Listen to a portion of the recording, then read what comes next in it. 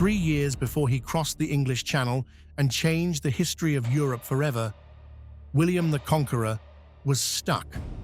Not on some grand battlefield, not in some sweeping campaign across foreign lands. He was stuck, bogged down, frustrated, and increasingly furious in front of a single fortress. Mayenne. It was the year 1063, and for 3 grueling months, the Normans had thrown everything they had at this city. And for 3 months, Mayenne had refused to fall. Day after day, bombardments hammered the fortifications. Stone after stone slammed into the walls, shaking them, cracking them, but never breaking them. Flaming arrows arced over the ramparts, and inside the city, houses near the walls caught fire. Great columns of smoke and flame rose into the sky, visible for miles. From the outside, it looked like the city was burning to death. But behind those walls, the defenders held. And they didn't just hold. They fought back, hard. Wave after wave of Norman soldiers charged the walls, carrying ladders, shields raised against a relentless downpour of arrows, stones, and boiling pitch. These weren't inexperienced men. They were seasoned fighters. They had taken fortresses before. They had won siege after siege across Normandy and beyond. But Mayenne was something different. Something in this city's blood refused to break. At first, the soldiers attacked with confidence. They planted their ladders against the stone, gripped the rungs, and climbed. But the higher they got, the slower they moved. They had watched too many of their comrades crushed at the base of those walls. They had seen men reach the top, only to be hurled backward, falling, screaming, slamming into the ground, with a sickening finality that took the courage out of the men still waiting below. And then the defenders invented something new. They fashioned long wooden poles, spikes really, with a 2-pronged fork at the end. They would wait, patient, calm. Let the ladder fill with soldiers, armored men packed together rung after rung, climbing toward the top. And then, at just the right moment, they would hook the fork under the lowest rung and push, with everything they had. The ladder would peel away from the wall in a slow, sickening tilt. And then it would go. The entire cluster of soldiers, weighed down by their own armor, unable to grab anything, unable to jump, would tumble into the void. The crash at the bottom was brutal. And the defenders, they laughed, they cheered, they mocked the fallen from the safety of their walls. Even when the poles weren't enough, when a Norman soldier actually managed to claw his way to the top of a ladder, it rarely mattered. He'd reach the final rung, gripping it with one hand, swinging his sword with the other, trying to get a foothold on the wall, and the defenders would swarm him. A storm of blows, blades, stones. The man would be sent flying backward like a broken puppet, crashing into the soldiers climbing behind him, and dragging them all down in a tangle of limbs and steel. At the foot of the fortress, the dead piled up.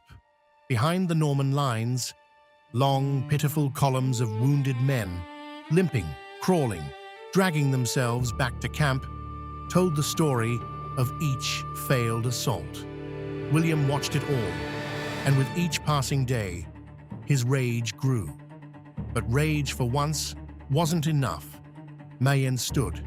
William was pinned. And for a man who would one day conquer an entire kingdom, being stopped by a single fortress must have been maddening. So he changed the game. One day, without warning, William ordered his troops to pull back. Not far, just far enough to create a wide, empty space between his camps and the city walls. The soldiers packed up their forward positions, dismantled their siege works, and withdrew. Inside Mayenne, the reaction was immediate. The people were cautious at first. They had learned not to trust the Normans, But when they saw the camps hadn't disappeared, only moved, they understood that William hadn't given up entirely. Still, the attacks had stopped. The bombardments had ceased. For the first time in months, there was silence. Days passed. Nothing happened. The open ground between the city and the Norman camps sat empty and still. The tension slowly, gradually began to ease. And then, one morning, the lookouts on the walls of Mayenne noticed something unexpected. A small group of children, boys and girls, maybe 10 years old, was walking cheerfully toward the city gates. They settled at the base of the walls and started playing, running around, laughing, just being kids. The guards watched, puzzled but unconcerned. They were children. What possible threat could they pose?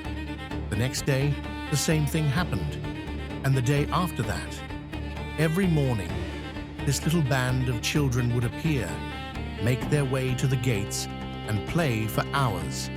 After a while, seeing no danger in it, the guards began to open the gates. The Norman children mingled with the children of Mayenne. They played together. They shouted and laughed together.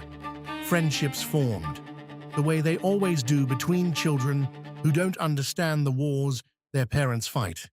No one suspected a thing, because these children, every single one of them, had been sent by William.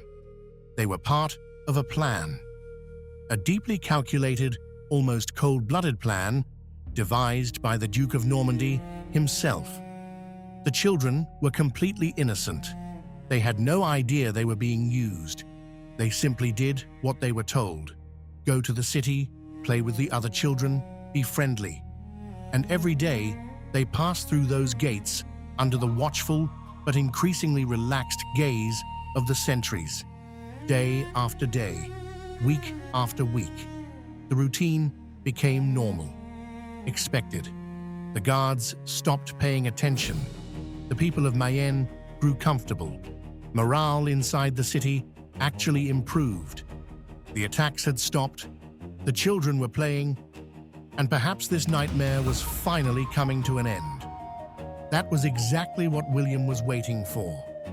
When he judged that the routine was firmly established, when the guards barely glanced at the children anymore, William made his move. He pulled aside 5 boys. Not the youngest. These were older, sharper, chosen specifically for their maturity and their ability to keep a secret.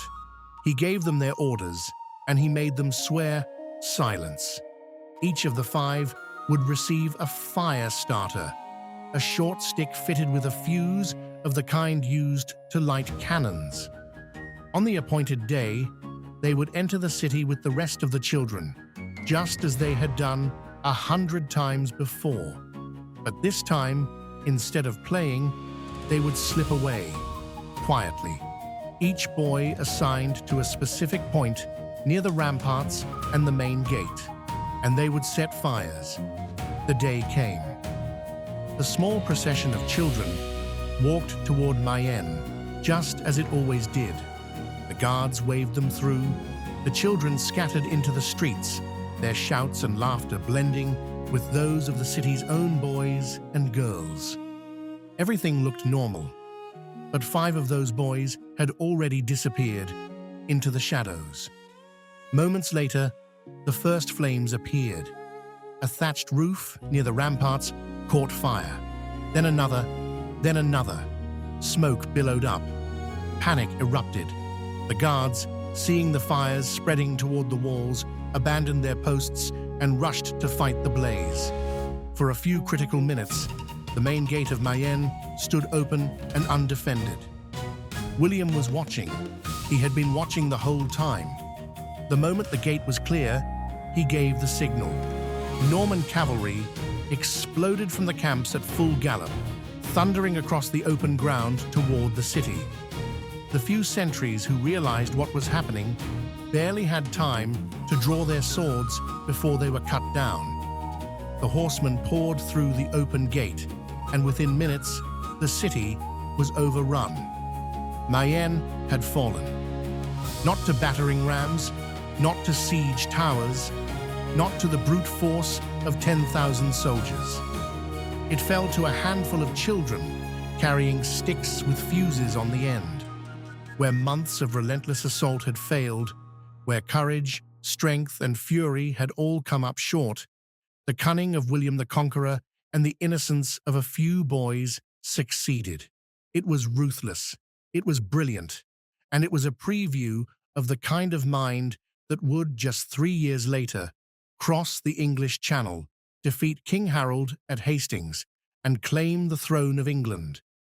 Mayenne was just the rehearsal.